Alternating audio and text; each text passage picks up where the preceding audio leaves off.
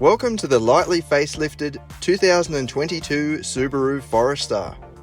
It remains as one of the most rugged and off-road capable SUVs in its class, in our opinion, and one of the most practical.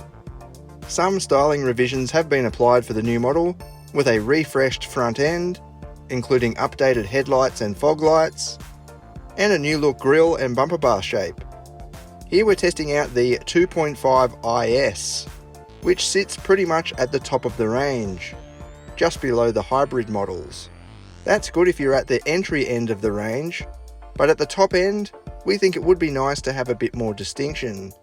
Regardless of the variant, underneath the body you'll find Subaru's renowned all-wheel drive system.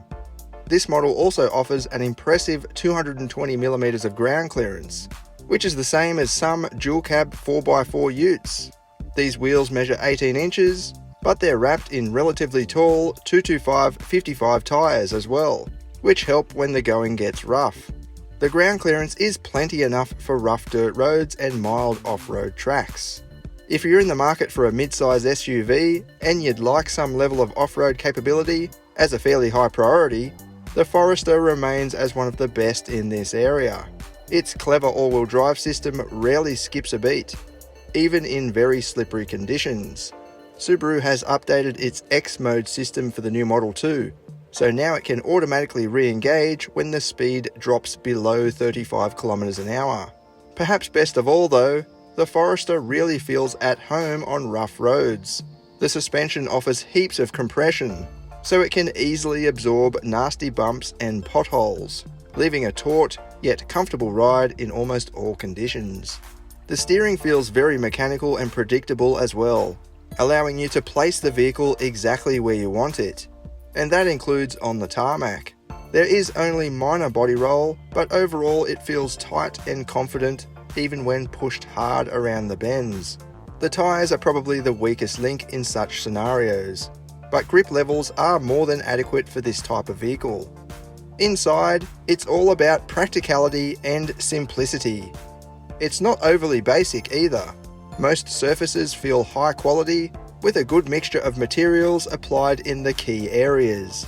We love the convenient storage options around the place too. General passenger space is really good, in the front and back.